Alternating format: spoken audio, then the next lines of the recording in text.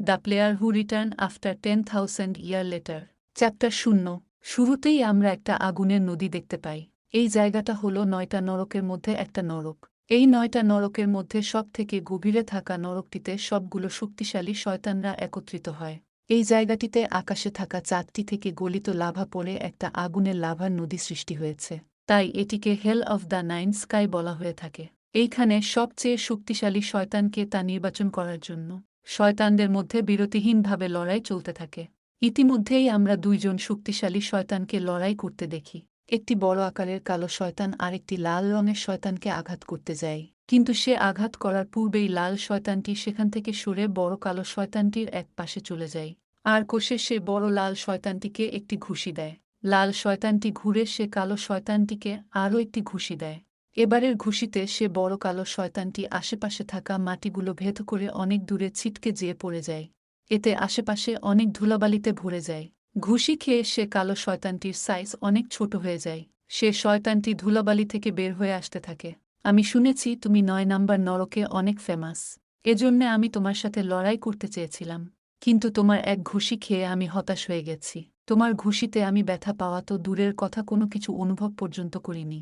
এই কালো শয়তানটির নাম গার্গাস। ও একজন হাই র্যাঙ্কের শয়তান। এইদিকে লাল রঙের শয়তানটির নাম বালাক। সেও একজন হাই র্যাঙ্কের শয়তান। নরকের মধ্যে তাদের দুইজনের র্যাঙ্ক সমান পর্যায়ের। বালাক তাকে বলে তুমি খালি কথা বলতেই জানো কিন্তু লড়াই করতে জানো না। এটি শুনতে পেয়ে গার্গাস রাগান্বিত হয়ে যায়। সে বলে তোমার সাহস কি করে হলো আমাকে অপমান করার। এটি বলেই গার্গাস তাকে আক্রমণ করতে তেড়ে আসে। আর তাদের মধ্যে তুমুল সংঘর্ষ ঘটে। তারা একে অপরকে আক্রমণ করা চালিয়ে যেতে থাকে। এক পর্যায়ে তাদের মধ্যে লড়াইয়ের প্রভাব আরও বাড়তে থাকে। হঠাৎ একটা বিস্ফোরণ ঘটে। তারপর গার্গাসকে আমরা উড়ে সেখান থেকে পড়ে যেতে দেখি। কিন্তু বালাক সে অবস্থাতে গার্গাসের উপর ঝাঁপিয়ে পড়ে।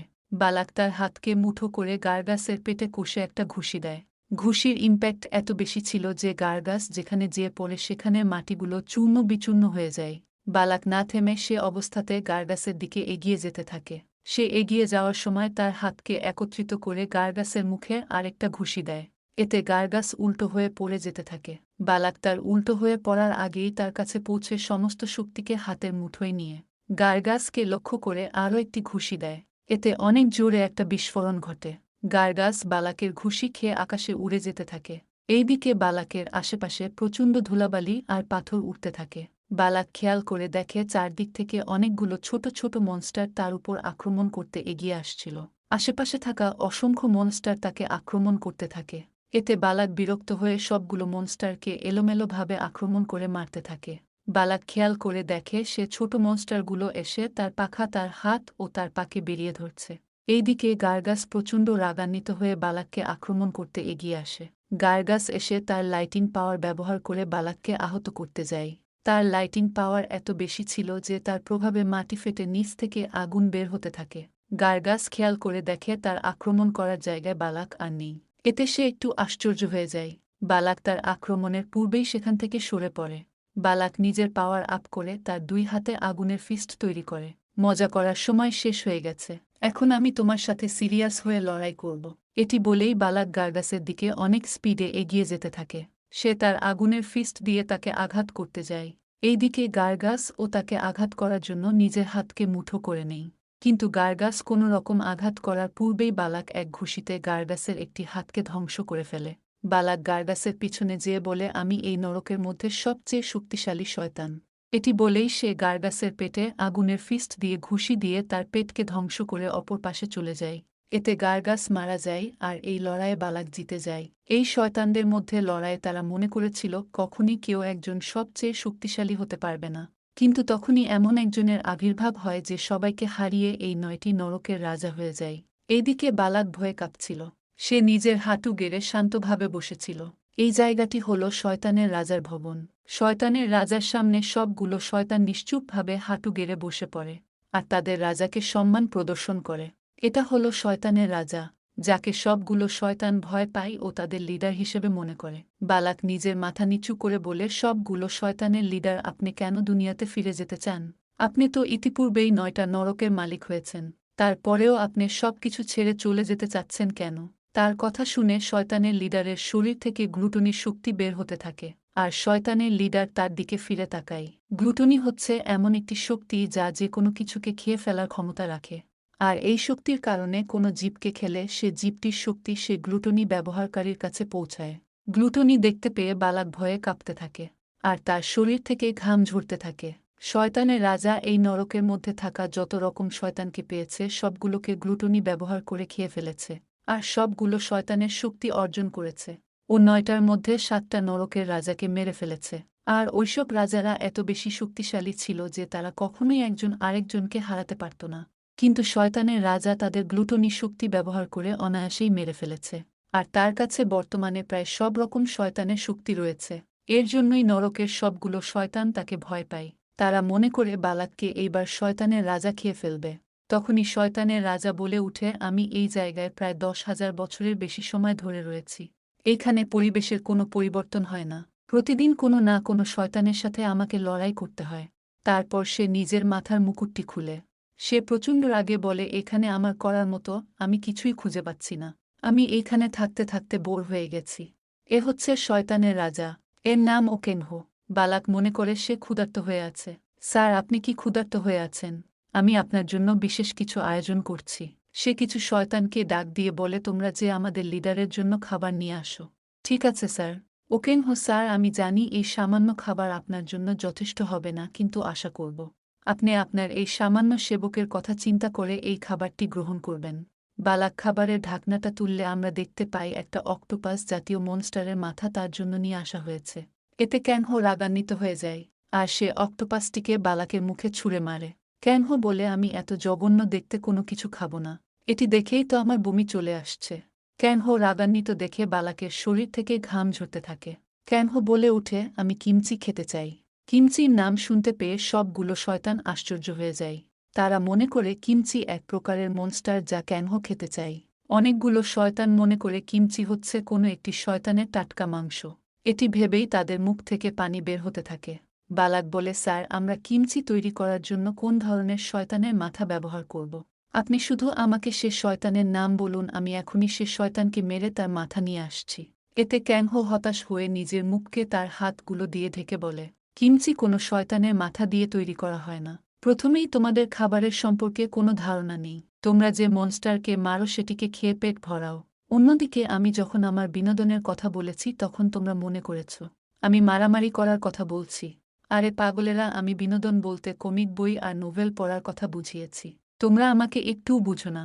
তখন বালাক নিজের হাত মাটিতে রেখে বলে, স্যার যেহেতু আমি আপনার কথাগুলো বুঝতে পারি না তাই আপনি আমাকে মেরে ফেলুন। ক্যানহো বলে, আগে আমার কথা শেষ করতে দাও। আমি এইখানে ১০,০০০ বছর একা থাকতে থাকতে বোর হয়ে গেছি। যদি আমার কোনো জীবনসঙ্গী থাকত তাহলে আমার কোনো সমস্যা হতো না। তখনই একজন ফিমেল ক্যারেক্টারের আবির্ভাব হয়। তার নাম লিলিথ। তাকে দেখতে পেয়ে সবগুলো শয়তান খুশি হয়ে যায়। লিলিথ বলে, স্যার আপনাকে সঙ্গ দেওয়ার জন্য আমি তো আছি। আপনি কি আমাকে নিয়ে খুশি নন? এটি বলেই লিলিথ কান্না করে দেই। লিলিথ অনেকগুলো চোখ বিশিষ্ট শয়তান। তাকে দেখতে পেয়ে ক্যানহোর মন টুকরো টুকরো হয়ে যায়। সে কথা বলার ভাষা হারিয়ে ফেলে। লিলিথ বলে, আজকে আমি আপনার সাথে সময় কাটাবো। এটি শুনতে পেয়েই ক্যানহো বলে, তুমি আমার থেকে দূরে চলে যাও। আমার কাছে আসলে তুমি মারা যাবে। লিলিথ বলে, মনে হচ্ছে আমাদের রাজা আমার কথাই লজ্জা পেয়েছে। লিলিথের চুলগুলো অক্টোপাসের মতো। সে তার কোকড়ালো চুলগুলো দিয়ে ক্যানহোর হাতকে পেঁচিয়ে ধরে। এতে ক্যানহো চিল্লিয়ে উঠে।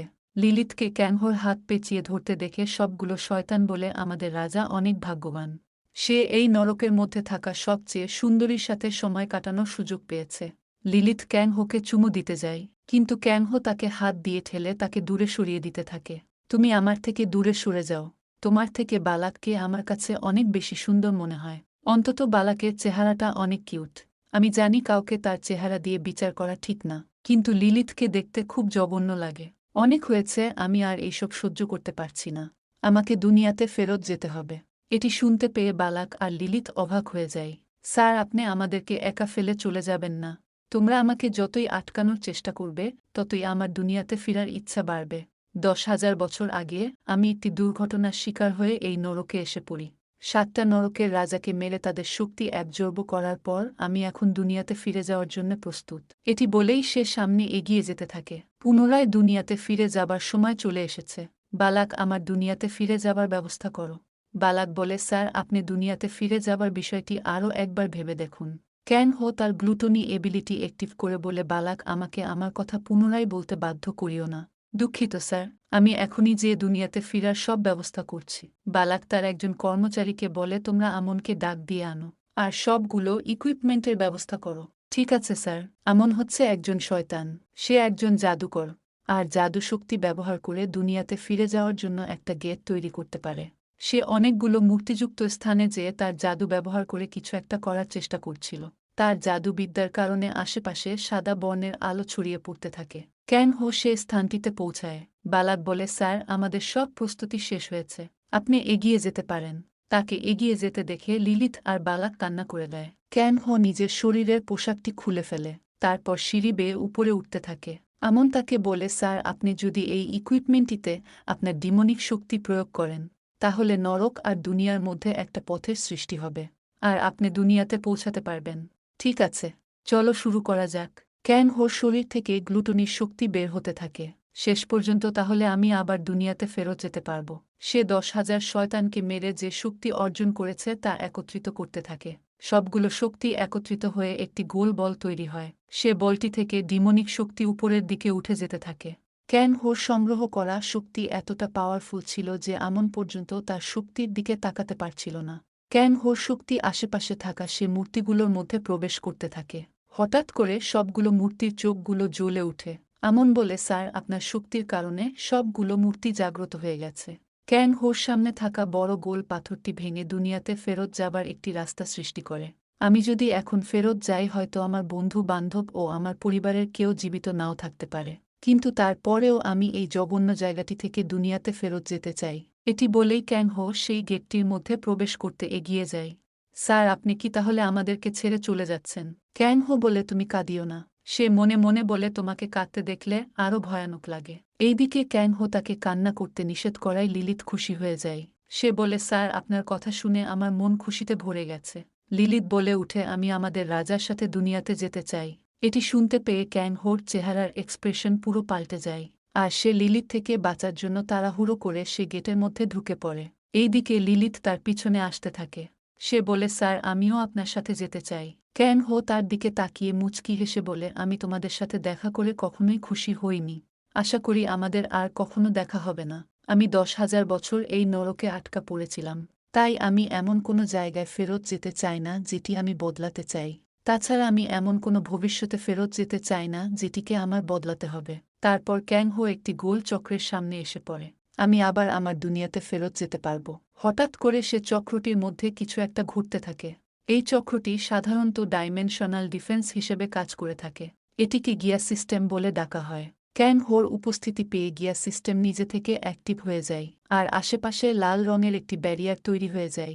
হঠাৎ চারদিক থেকে মেসেজ বেশে উঠে তার শরীরের নিউক্লিয়াসের শক্তি অনেক বেশি, তাই সবগুলো ডাইমেনশনের ডিফেন্স অ্যাক্টিভ হয়ে গেছে। ক্যান হোর থেকে বের হওয়া শক্তির কারণে গিয়া সিস্টেম ওভারলোড হয়ে যায় আর গিয়া সিস্টেম তাকে চারদিক থেকে লাইটিং শট দিয়ে মারার চেষ্টা করে, কিন্তু ক্যাং হো অনেক শক্তিশালী হওয়ায় গিয়া সিস্টেমের পক্ষে তাকে মারা অসম্ভব ছিল। গিয়া সিস্টেম তাকে মারতে ব্যর্থ হয়। যেহেতু গিয়া সিস্টেম তাকে মারতে ব্যর্থ হয়েছে তাই তার অ্যাবিলিটিগুলোকে গিয়া সিস্টেম সীমিত করে দিবে। ক্যান হো গিয়া সিস্টেমকে আটকানোর চেষ্টা করে, তখন সে ইলেকট্রিক শক খেয়ে জ্ঞান হারিয়ে ফেলে। যখন তার জ্ঞান ফিরে সে চোখ খুলে দেখতে পায় সে একটি বনের মধ্যে চলে এসেছে। ক্যান হো উঠে তার স্ট্যাটাস চেক করতে যায়। যখন সে নিজের স্ট্যাটাস উইন্ডো খুলে সে দেখতে পায় তার লেভেল 1 হয়ে গেছে আর তার সমস্ত শক্তিকে লক করে দেওয়া হয়েছে। তার প্রথম অ্যাট্রিবিউট হল অথরিটি অফ প্রেডিকশন। এই অ্যাট্রিবিউটটির র্যাঙ্ক উল্লেখ করা নেই। ক্যান হো তার সমস্ত শক্তিকে লক করা দেখতে পেয়ে আশ্চর্য হয়ে যায়। সে খেয়াল করে দেখে তার লেভেল 10 হলে সে দ্বিতীয় ওয়েকেন পাবে আর দ্বিতীয় ওয়েকেনিং হলে সে নতুন একটি স্কিল অর্জন করতে পারবে। সে হঠাৎ করে আশেপাশের থেকে অনেক আওয়াজ শুনতে পায়। সে ফিরে দেখে অনেকগুলো গবলিন তাকে আক্রমণ করতে এগিয়ে আসছিল। ক্যান হো বলে আমি কোথায় চলে এসেছি? দুনিয়াতে তো এইসব মনস্টার ছিল না। এটি গল্পের চ্যাপ্টার 0 থেকে 3 পর্যন্ত ছিল। পরবর্তী চ্যাপ্টারগুলোর রিক্যাপ দ্রুত পেতে চ্যানেলটিকে লাইক, শেয়ার ও সাবস্ক্রাইব করে পাশে থাকুন। ধন্যবাদ।